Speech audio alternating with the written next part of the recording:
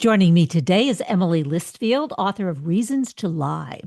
When a teenage student from Manhattan's elite Dearborn Academy dies on a class trip, three mothers must face the darkest secrets lurking behind the surface of their lifestyles, their friendships, their children, and themselves. As the investigation turns to murder, it becomes clear that everyone, the women, their kids, and the school itself, is hiding something. The mothers discover they can no longer trust their own children, the school, or each other. Emily Listfield threads together the power of female friendships, the secrets that shake a community, and the challenges of parenting. She's the former editor-in-chief of Fitness Magazine and executive editor of Parade's HealthyStyle. Her writing appears frequently in Elle, Harper's, Bazaar, Allure, the New York Times, and numerous other national publications. Welcome to the show, Emily. Nice to have you on. Thank you so much for having me, Kathryn. I'm so excited to be here with you. Well, I'm excited too. Reasons to Lie. This is about female friendships, as I mentioned in the intro. I want to know how closely, when I have an author on who's written like fiction, how closely related is this to you? I know it's not a memoir, obviously, but in terms of your own experiences, your own life, your own relationships with other women and your children. Of course. Yeah. Female friendships have always been core to my life. I just think they're the most sustainable long-term relationships among them that I've had and that a lot of women have. And in previous books, I've always examined how well you know another person. It's often been a spouse or some kind of romantic partner. But in this case, I really wanted to explore how well you know your friends, but also how well you know your own children. I think, as a mother, you know your kids pretty well when they're babies, or at least you think you do, and until they get a little older. And then when they become teenagers, you don't know them as well. I mean, teenagers by their very nature and as part of growing up hide things. In the book, they might be hiding a murder. In real life, hopefully not hiding a murder. But I do think it brings up the question of why teenagers lie, what they're hiding, and what we all hide from each other for various reasons. Yeah, I think that's true. And I'm thinking of my own kids when they were teenagers. They would challenge me. You think you know everything about us, so you think you know everything about my friends, and you don't. And I did think I knew everything. So it's there are those secrets, those lies that we all have, right? But okay, it doesn't have to be murder necessarily that brings us to the point where we begin to challenge our beliefs, right? So you've decided on murder, right? The book just came out yesterday. Yesterday, yeah. Yeah. We don't want to give away the whole plot, but we need some secrets, right? We need some secrets, but I Yeah. can give you the basic plot. Okay. Which is and excuse me, I just have a slightly sore throat. Three mothers who are best friends, but have come from very different backgrounds. One is a single parent, one is married but facing financial difficulties, one is quite wealthy but has other family issues.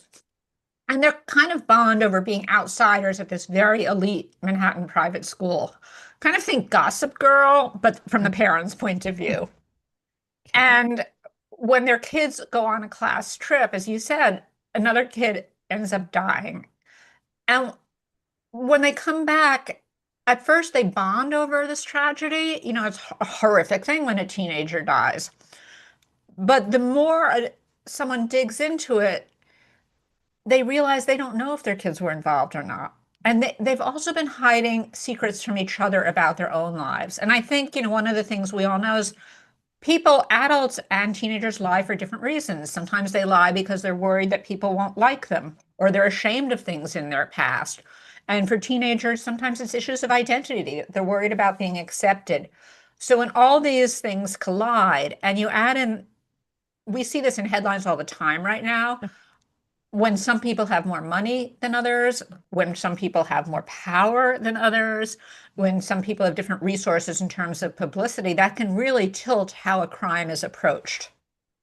Yeah, I think that as you I think I'm thinking about Savannah Guthrie and her mother and the abduction, and now we're learning some of these, or speculating on some of the family secrets, Yeah.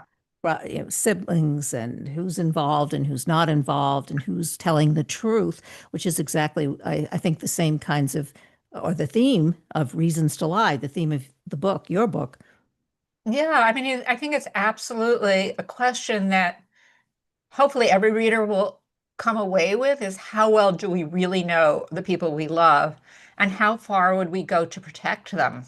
Do we believe in the truth at any cost? Do we believe in protecting the people we love at any cost? I mean, I think those, in this case, the stakes are extremely high. Someone has died, but I think those are universal questions we ask ourselves or will ask ourselves more after reading Reasons to Lie. Well, you mentioned three different the mothers come from three different places. This is an elite school, but they feel out of it. One of them single parent, other one struggling with monies. The other one, I guess, is more well-to-do, upper class. Um, can we talk a little bit about how each one begins to sort of, I don't want to call it breakdown, but begin to think about, I don't trust this, or this isn't how I thought it was, because they come from very different places. So, Yeah, they yeah. come from very different places, and none of them are the alpha moms in this school. They're none of them are in that in group with all those things: power, money, looks, connections. They're each outsiders for different reasons. And in terms of Abby, the single mother, she's never quite admitted who the father of her child is, either from her child or to her friends, because she's ashamed of something in her past. Um, Kara, the other one, is hiding some of the financial difficulties because when you're in a very status conscious world, it can be hard to say, like, I'm struggling. And it might be in real life something small, like that restaurant you're going to tonight is too expensive for me, or I can't join you on that vacation. Or in this case, she's in an environment where she's just trying to give her kids the best education because one of them has had some issues, but it's really putting a strain on her marriage because they're living a life that they can't really afford for the best of reasons, but they can't afford it. Um, and the other woman, Hollis, has issues in her background that she's hidden from her child and from her husband for fear of how those family secrets might play out over the long run. Okay, that one. All right. So she deep dark secrets, or it sounds like that, right? A deep dark secret, because Well, yeah, but they each are stemmed from shame in different ways and yeah. fear of acceptance or lack of acceptance from their friends and from their own children.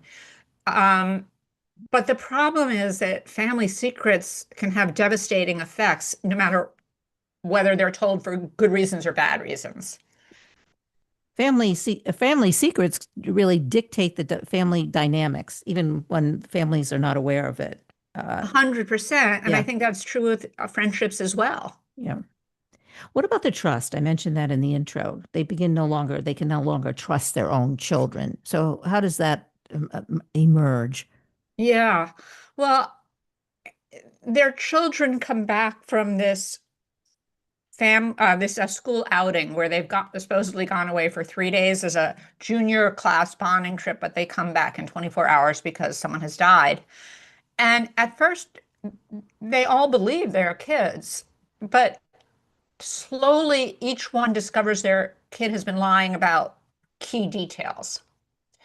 And whether they keep believing they're lying about those key details for reasons other than the murder, or whether they were involved in the murder and don't know how to admit it, they're not sure. But if one of their kids has to go down, they don't want it to be theirs. So they start betraying each other because they're worried about their kid taking the fall, and the children are not necessarily telling the truth about each other.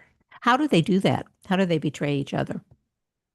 Or Well, I how? won't give away too Okay. much, Give us a but hint. let's just Yeah. say some of them are not where they say they were, Okay. and some of them are not who they say they were with.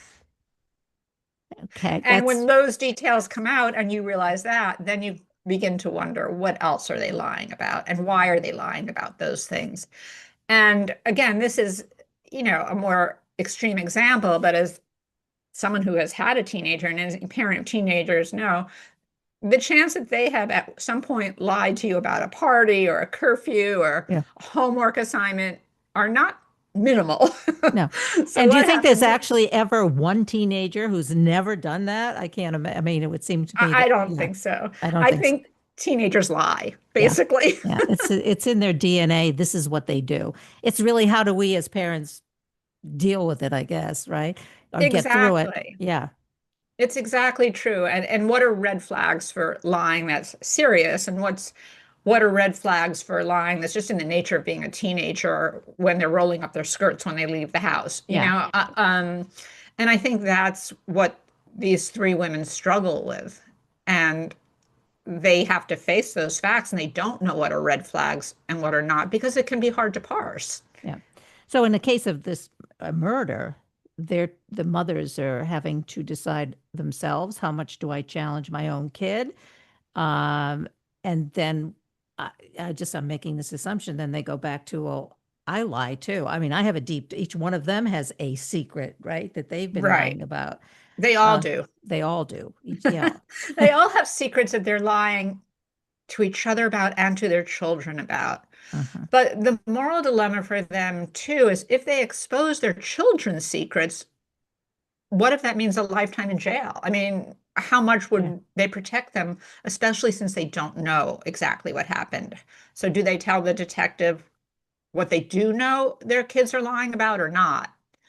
Um, and that's what begins to tear them apart. You brought up the issue of trust. One of the things that happens in the friendship is these women trusted each other. They were bonded over being outsiders. They bonded over parental challenges. They bonded over the things women bond over. And then they each find that the other one was hiding something from them for fear of just not fitting in. And that begins to betray their trust. And then they have to rebuild that trust. Yeah. Once you be well, and there that trust was based on, I guess, fault. I don't want a false assumption of what was holding them together. I mean, I guess, right? Is that Well, or no? I'm not sure if it was a false assumption of what was holding them together. I think each feared the other one wouldn't accept them if they knew the truth about something in their personal life or their past or their current struggles. Um, so they're often shame-based. And, one of the lessons is chances are your friends will accept you if you're honest about certain things. And they might be going through the same thing, or they might be going through different things, but more sympathetic. But if you don't give them the chance, then you'll never know. And again, it gets back to that old thing. It's not the crime, it's the cover up. Yeah. So their cover up was is shame based, but as you just kind of touched on it, the children, it's really based on they could go to jail, they could go to prison. Exactly. It's a whole, It's yeah, exactly when they begin to lie about their kids, it's to protect them from what they think could be, the greatest punishments. And also, there are questions of, is my child truly capable of this? I mean, what does that mean? what would you do as a mother? Well, that I wrote the book partly to find that out. Would you protect your kid at any cost, which I Yeah. think is a very strong maternal instinct, or would you believe that they should pay the price no matter what for what they did? Um, and I'm just going to leave that open-ended. Yeah. And I think obviously it's different for each mother. I think so, but I Yeah. think it's a very difficult question. Does it depend on what obviously the stakes are? I mean, 100%. yeah, I mean, if it's a matter of a kid lying about cutting class, you'd go to the teacher or not doing yeah, their homework. If it's a matter of something that will affect them deeply for the rest of their lives. And there's another element that I just want to throw in there, and that this is a very elite, moneyed private school situation. And the school is protecting their reputation as well. And that's another thing we see in various institutions all the time. And so that's another thing they're up against is it might not be in the school's best interest for the truth to come out either. Yeah, that's a good point. I actually went to one of those schools, and that is exactly what happens. The school does protect themselves. I've learned a lot of things, having graduated many years ago that I never knew happened. And that I don't even have to go into detail, but a lot of stuff that I was totally surprised because they kept it from us, from the students. They kept it from the students, and I think we see that with any number of boarding schools, New York City private schools. Yeah. They keep it from the press, but they also keep it from the students because if you isolate students and each one doesn't know that this has happened to someone else, then they don't have as much power. And again, there's money and status and reputation with these schools and other institutions involved, and that adds another element of distrust and dishonesty, but also something that individuals have to combat. And how far do you go? Does it have to be murder or, you know, Well, Reasons to Lie is a murder mystery, so yes. yeah. But in real life, hopefully not. Though we've seen Yeah. some pretty horrific instances, certainly of abuse in schools that Yeah. schools cover up. Yeah. Let's talk about that because that's what this novel is about. I mean, the Yeah, schools that have done that and how far they've gone to their protect the school, protect parents who are who are donors. right. Involves a lot of money, all of those kinds of things. So, yeah, do we have examples? I think in real life, there Yeah. are so many examples. I mean, there's one happening right now in New York with a private school that protected a teacher who may or may not have allegedly, had Hmm. something to do with child pornography. There are, so many private schools and boarding schools more in the 80s and 90s where there were systemic abuse that's just coming to light now, all these decades later, in part because they weren't reported, or if they were reported, they were pushed aside. There are more examples in New York of some very well-known private schools that have made the news where this went on for decades. And sometimes students don't come out and admit it at the time because they're shamed. And you have teachers in power positions, so it's hard for a teenager to know where that balance is. And the schools hide it. And it's very nice to think that's a thing of the past, but it's still happening. Yeah. Yeah, it's not a thing of the past. I mean, human nature, I think, doesn't change, right? And given the right set of circumstances, it just repeats itself. I guess that was my next question. I mean, do you think any of these schools have responses in place? I mean, you talked about 80s and 90s where these kinds of issues were more prevalent, but maybe not. It's the same today. Is there any answer to that? I think two things. I think hopefully, but not necessarily, students themselves are more aware and more empowered to report things. I think the reporting system in certain schools has changed where schools didn't necessarily have to go to the police before, and they could just kind of cover it up themselves. And I think it's more likely now that families might go to the police, but I think every school has a different reporting system, and what they say they do and what they do might be two different things. Yeah. Well, yeah, and the students, as you say, they're more aware. They're on social media. They're connected much more easily, and have a lot more information. So, Exactly. yeah, I do think there's more awareness from, the Me Too movement was a number of years ago by now, but I think it filtered down, and I think it's kids in general are more aware and have social media. That doesn't mean that the abuse doesn't happen. And I also think that teenagers fall into gray areas sometimes where they don't know how to navigate, just like we don't know how to navigate. Was that just a harmless remark from a teacher that, oh, you look great today, yeah, and touching your shoulder, or is that the first step in grooming? I don't think everything is as clear cut. Certain things are, but imagine being 16 and still coming to terms with sexuality and your identity, and you're not in a position of power. Those issues are very confusing. yeah. And how do you navigate? I think that's a great question because I think you're right. It's very difficult for 14, 15, 16-year-olds to really interpret some of the behavior, as you say, of maybe fellow students, of uh, professors, teachers. It's Yeah, complicated. it's really complicated. I think one of the things that happens in the background of reasons to lie is that it might have happened in the past, but none of the people it happened to knew it happened to other people. So they felt alone and isolated. And you only get power when you talk and have groups. And the other issue is that schools, just like we saw with the Catholic Church and others, pass people along, rather than ruin their own reputation and they want to get someone out, they just pass them along to another school. And then it becomes a systemic problem. So, I want to get back to the issue of trust. Mhm. How do you, once you don't trust the school, you get in a position, you don't trust your own kids or your friends. How do you get back to being able to trust?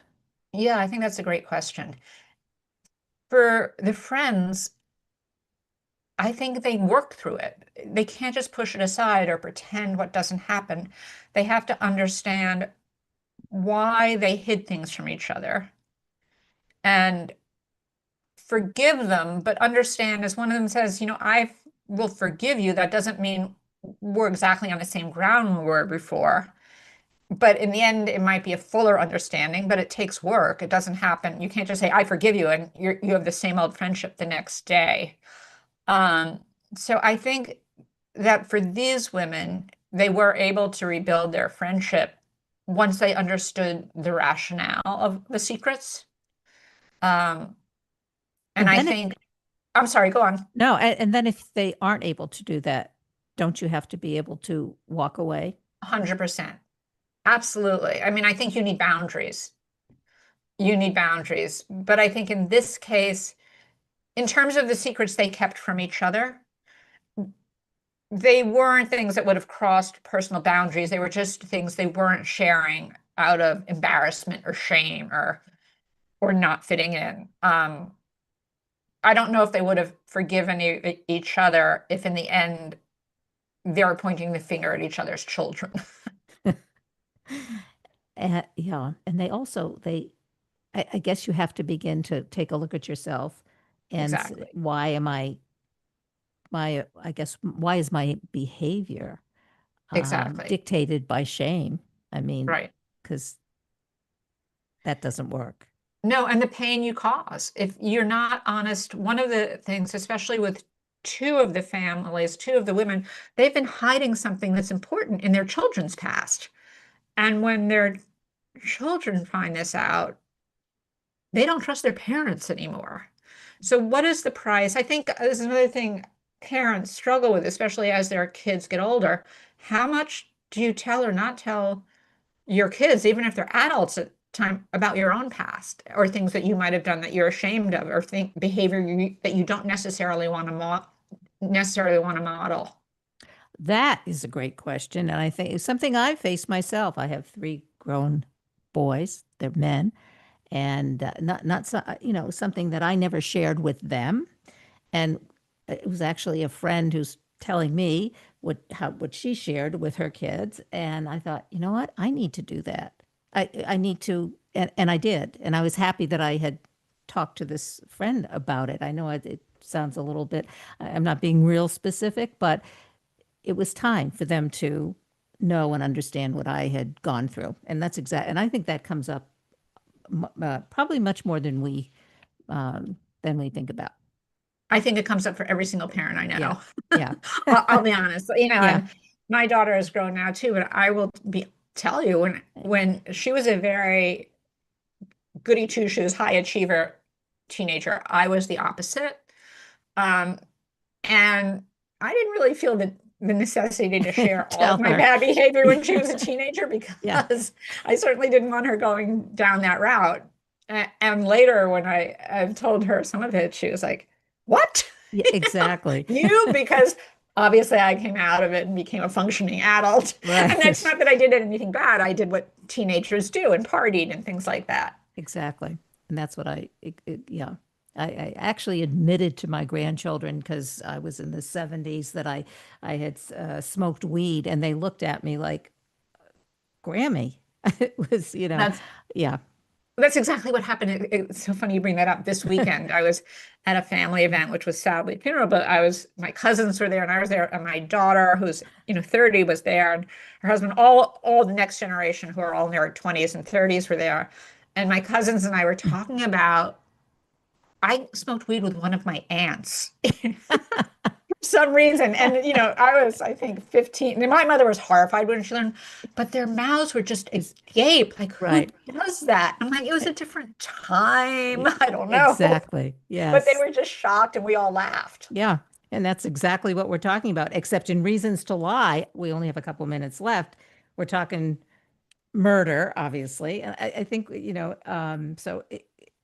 let's get everybody out there to read the book, right? They can get it online anywhere, I assume. Yeah, it's available on Amazon as a Kindle, as a paperback. It's available as an audiobook. It's available at independent bookstores, Target, Barnes and Noble. If people are Kindle Unlimited members, they can get it for free right now. Um, and so I hope people read it and then start thinking about those questions in their own life. And aside from all that, it's a fun page Yeah. turner. Who did it? Yeah. Who did it? Exactly. And then someone said it was a cross between Gossip Girl and Law and Order. I think there is that insider outsider look at these kind of privileged environments Yeah. that we love to hate. Yeah. But we love to read about. And Yeah. yeah, definitely. Okay. And your website is emilylistfield.com. Yes. And on Instagram, you can just follow me at Emily Listfield. Great. It was great talking to you. I really enjoyed it. Thank you. Thank you so much. I enjoyed it as well.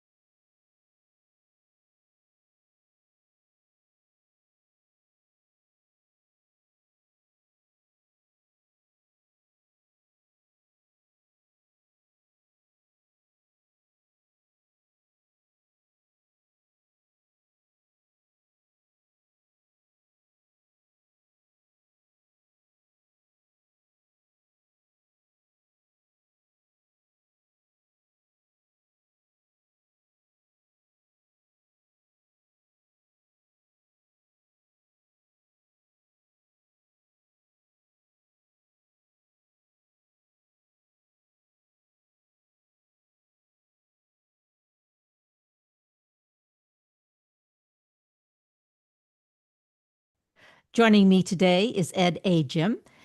His new book is The Road Less Traveled, An Unlikely Journey from the Orphanage to the Boardroom.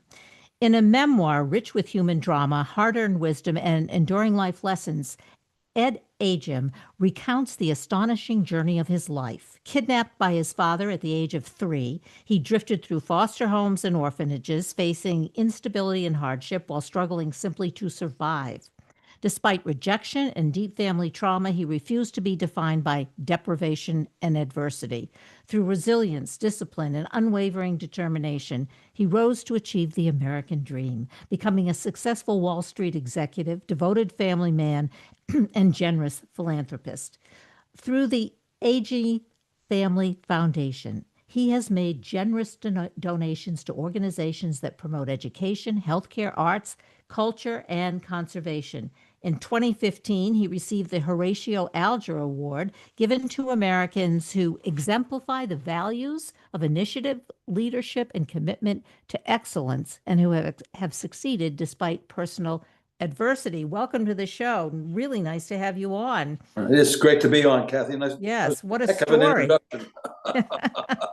Well, this is all you've no, this is not all you've accomplished, but it is a memoir, as I said in the very beginning, a memoir rich with human drama. So let's start from the beginning. I mean, your father kidnapped you.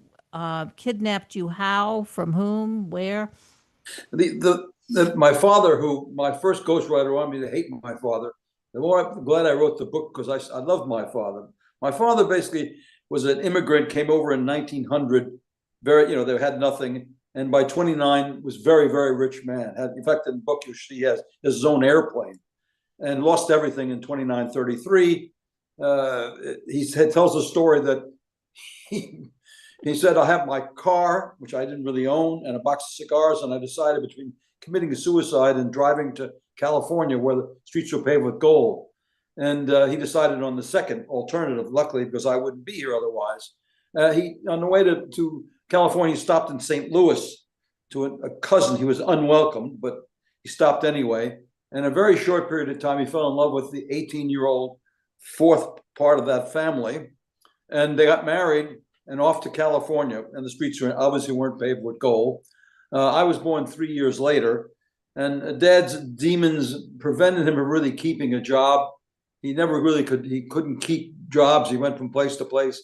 And after 3 years, my mother got frustrated and basically, in those days was unusual, 1939, got a divorce, and he got $5 a week in alimony and child support and Sunday visiting rights. She took me, we were living in Los Angeles. She took me from Los Angeles to St. Louis, where her parents were, where my father had first met her. And I know 3 or 4 or 5 weeks later, he drove the 1,800 miles, a 3-day trip to St. Louis. Instead of taking me to the park or to a movie, he basically got on Highway 66, kidnapped me essentially, and called my mother and said, don't look for us. And subsequently, he told me she died. And I'm going to hold that back to find out what really happened. You'll have to read the book to really happen. Unless Kathy prized me for that answer. And okay. Then it started, Dad and I were together for a couple of years. He was a merchant marine radio operator. So I stayed with friends and neighbors. There was no family. And then when the war started, he was drafted or volunteered to become an officer in the Merchant Marines. And I was put into the Catholic welfare system. And I guess I can stop there or I can go on. I ended up in 5 Catholic foster homes. And 5 so I will stop you there because what was happening here you are. I mean, you are a young kid, being taken away from your mother. Which, as you say, during those times, that was not something usually, Everybody had a mother in those days, right? Yeah, everybody had a mother and they stayed with the mother no matter what, right? It wasn't, but you didn't. And then you end up in all these orphanages. So as a kid, like what was going through your head? I mean, what's interesting about kids is they're very resilient, and also you get trained as a child. When you have one trauma, you obviously get traumatized, and I was obviously traumatized at 5 or 6 years old. After a while, you become, I tell people, and I lecture at Horatio Alger, that kids like me are very lucky because we develop capabilities that other children don't have. So what are those capabilities? Your disadvantages become advantages. I mean, if you like I did, in 5 different foster homes and in 5 different Catholic schools and 5 different Catholic schoolyards, you become quite adaptable to the situation. The first time, I suspect it's hard, but children can learn, and I did learn. It was difficult. There was no two ways about it. The foster home was cold and abusive, basically. And then by the 5th one, turned out to be warm and caring. But I went through the whole process, and I guess there's probably a little bit of genes in there. And my father always supported me. He gave me unconditional love. I mean, from a distance, obviously. I didn't see him for 5 years, but the letters came, and the letters kept saying, "You're the greatest. You can get through this. You're going to be okay." And he kept supporting me. And I had this thing out there that was basically telling me I was pretty good. Now, actually, at 9 years old in the book, you'll see I wrote a letter about my father and said, "I'm not always a good boy." And But did you always, I mean, Ed, did you feel like, okay, he's telling me I'm a great kid and I can do it? Did you ever feel like, well, you know what? You're the one who left me here. I mean, was there any? I didn't really feel that way until, I was 15 when he abandoned me for the 4th time. And I felt, hey, this is the end of it. I can't handle this anymore. But no, that when you only have your father, and he's the only person, quote unquote, really interested in you, you stay with it. You stay with it as a child. And he was his letters and his telegrams. And I think I got a couple of phone calls during that period, but I kept getting shuffled from place to place, which, looking back, when I was 18 years old and went to college, I buried this. And psychologists would tell it was terrible. I didn't tell anybody. I went to college and people tried to pry in my background. I said no. In fact, my wife didn't know the whole story. She knew. So how did you get? How did you get to college? Going from the orphanage? Well, I was at the first orphanage in Far Rockaway, New York, and I aged out, and my father disappeared. I didn't find out why he disappeared for over 50 years. It was he got into a difficult court case and just couldn't handle it. I became a ward of the state, and luckily, at those days, you could get sent to a boys' reform school. I got sent to another orphanage in Yonkers, New York, which was 5 blocks from Roosevelt High School, which was an excellent high school. 80% of the kids there went to so-called private colleges. And I decided when I was a sophomore, when I arrived there, I was going to go to a private college. So when I was a senior, I applied to all the scholarships. There were about 3 or 4 of them. They weren't like they are today. I missed most of them and ended up getting the NRTC scholarship, which changed my life.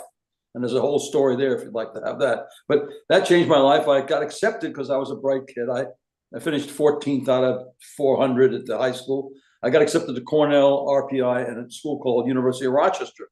Okay, let's stop there because those are the top schools, right? And you. Well, I wanted to go to Cornell desperately, and but they wanted 5 years, and the NRTC scholarship only paid for 4.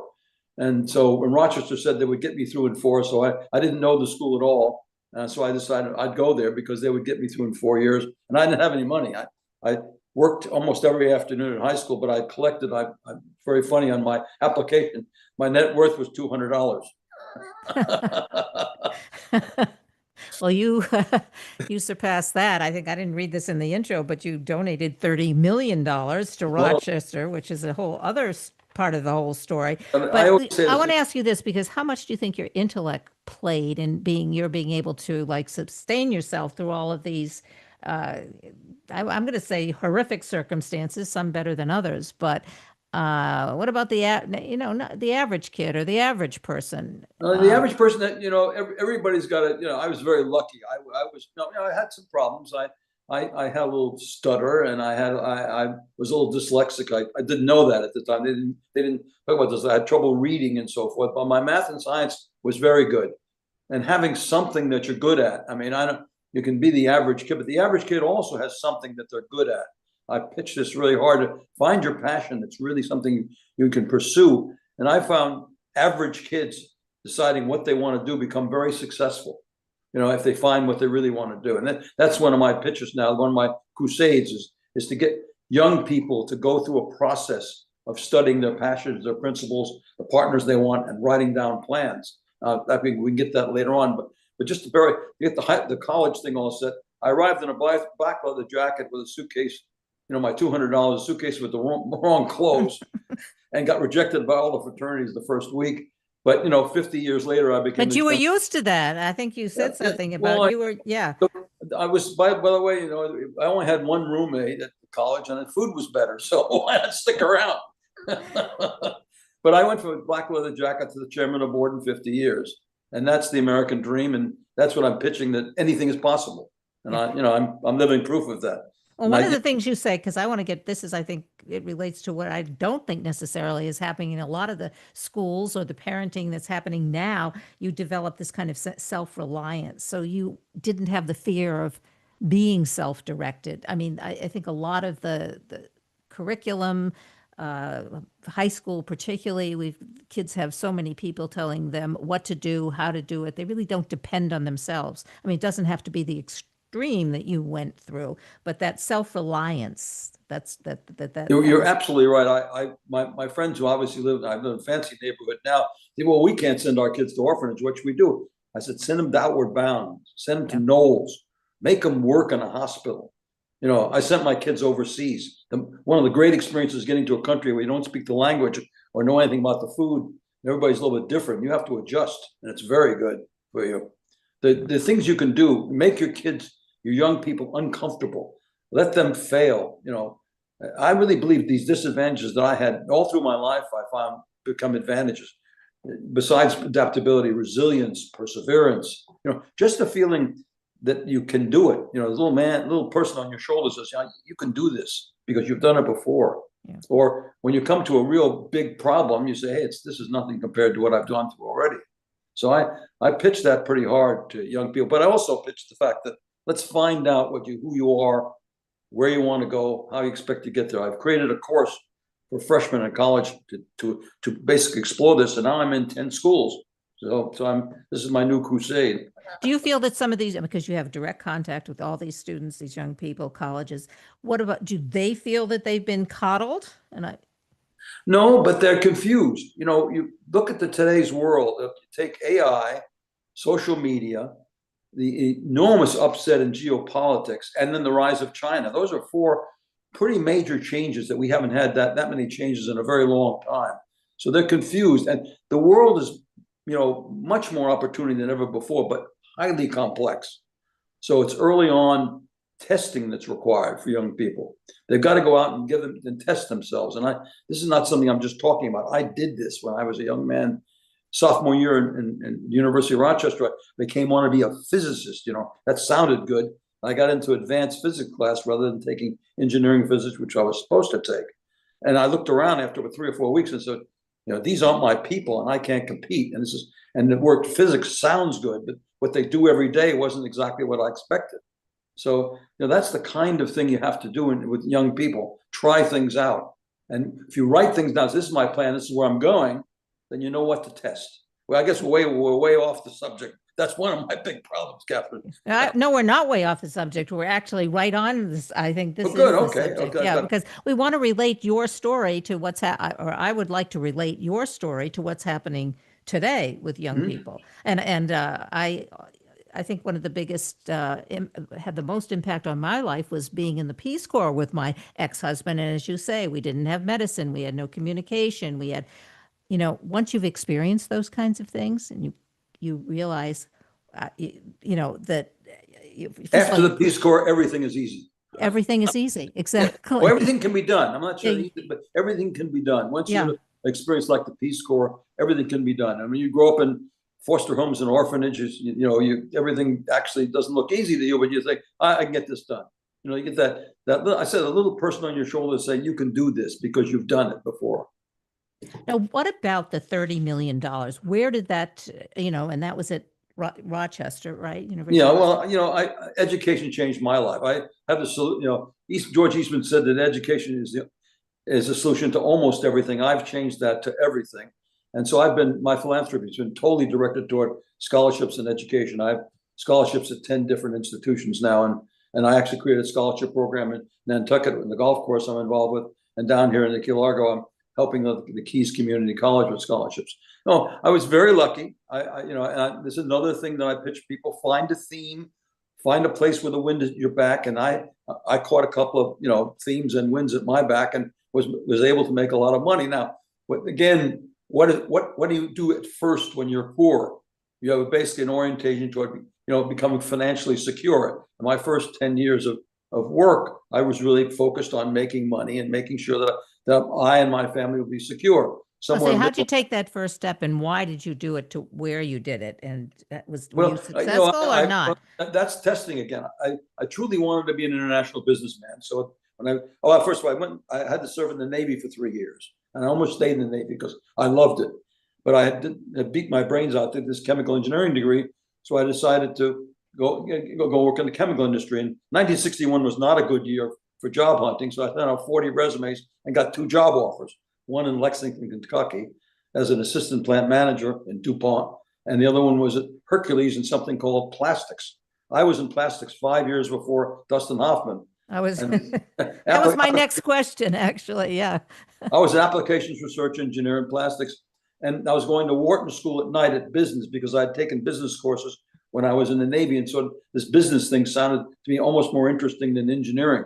And the night school didn't work out. One of my professors go full time, so I applied to this place in Boston called Harvard, which I was sure I wasn't going to get into because I had no money, and my grades were not great at Rochester because I worked and engineering. They didn't give you good grades. I mean, I graduated 3rd in my class with a B- average, so I didn't think I'd get into Harvard.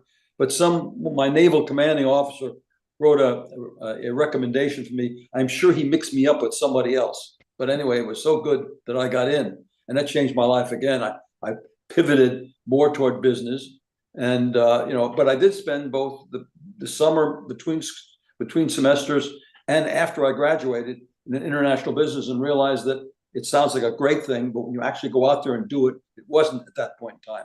1964 European business, where I worked for the summer of '63, was all family, all small, all difficult. You had to learn 2 languages. That didn't work. So I went to Central America, and I became fluent in Spanish because I figured, well, I can't take over a company, I'll take over a country.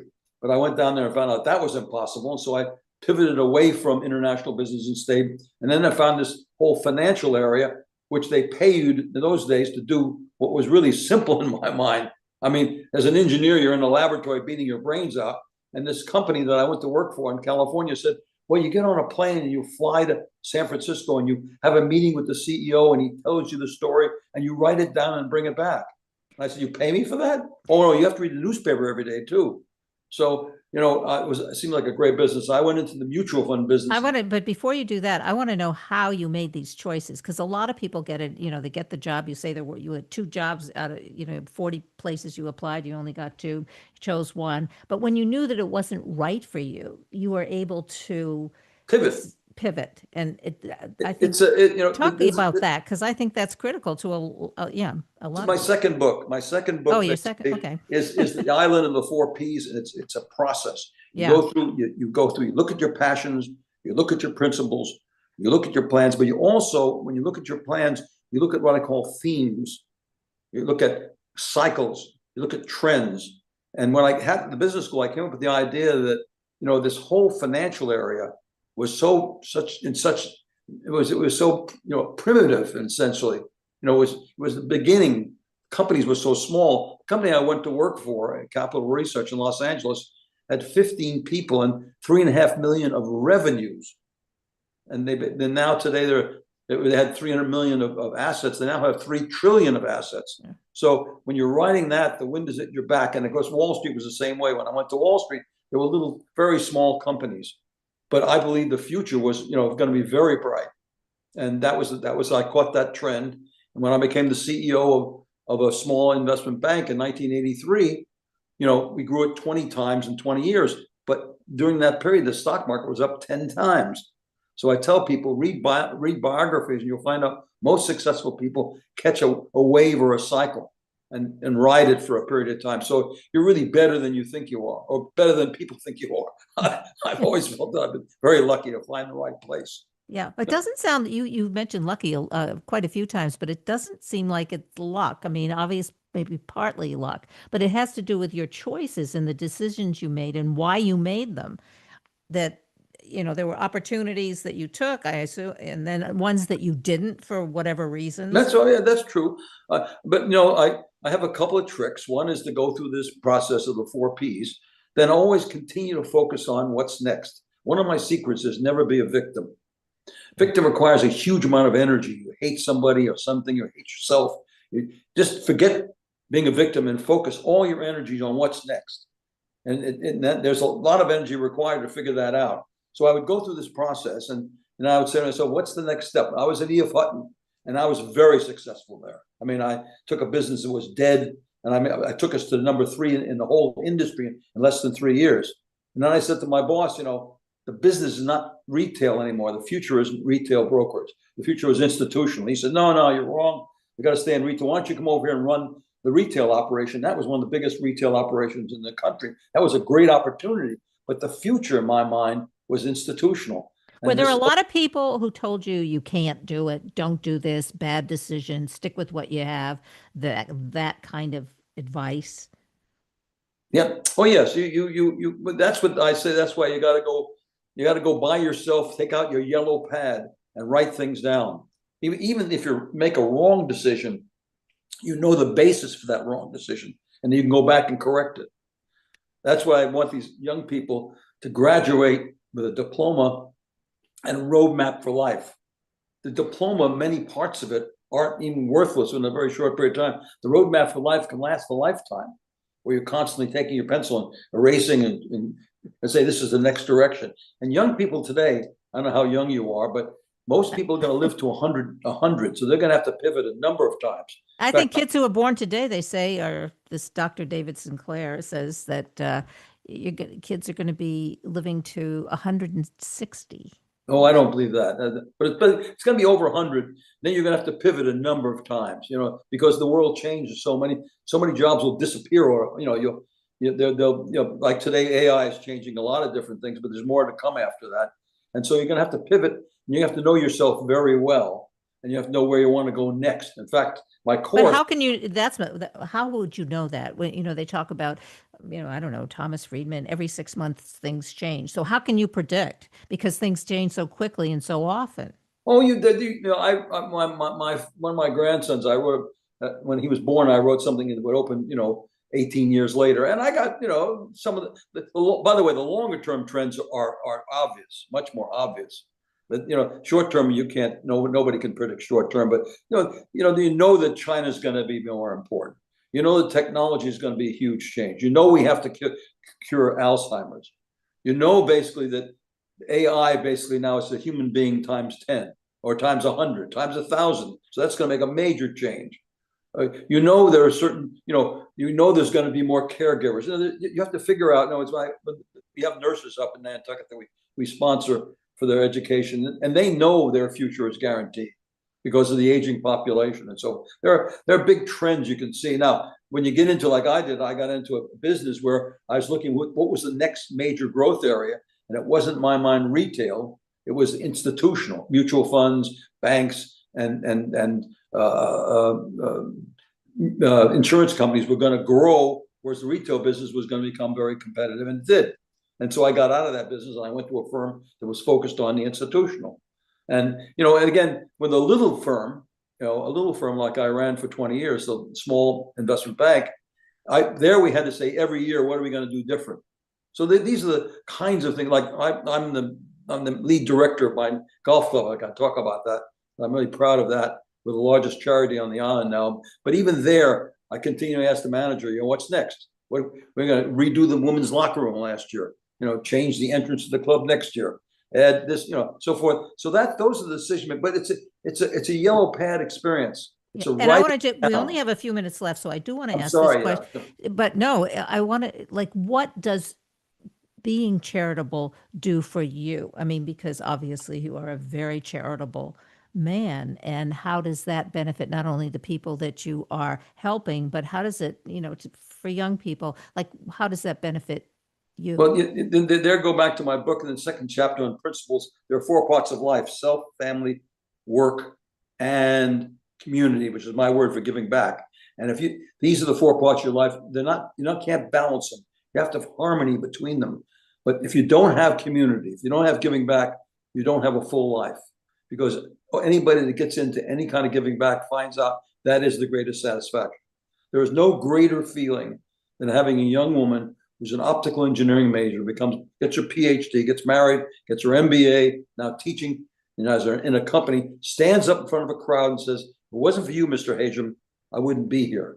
I mean, you get so much. This is a cliche, but you get back much more than you ever give, and that's why we're put on the planet. Now, maybe you don't have the funds to give $30 million, but you can give your time to something that is worthwhile, that's helping others. I mean, Scott Peck, who's he wrote the book called The Road Less Traveled. Mine is On the Road Less Traveled. He said, giving back is love, and love is the most important thing. So, and it's been terrifically satisfying for me. I mean, to see you change children's lives. They get to be 17, 18 years old. They just need a little bit of resources, some funds to take them to that next step where the whole world opens up to them and it changes their life. In Nantucket, we give 25 scholarships a year from our golf club, and you just sit there and look at the people's eyes, and mothers will come over and hug you. Thank you so much. This would have happened without the club and you, and so on and so forth. And that those are great things. It's actually almost selfish. Yeah. When you have a certain amount of money to get that much satisfaction, I feel like I'm being over treated because of that. No, well, I think you've done it all. And we've talked about just actually some of it in our conversation. So we want people to get the book, On the Road Less Traveled, An Unlikely Journey from the Orphanage to the Boardroom. Great conversation. I appreciate you being on the show. And you forgot my most important accomplishment. What? I married a wonderful woman. I'm Okay. married for 60 years. I've got 3 children and 8 grandchildren. Congrats. Well, that's the whole job in and of That's itself. the whole job. Yeah, exactly. That's another story. Yeah. But yeah, thanks. Ed Ajim,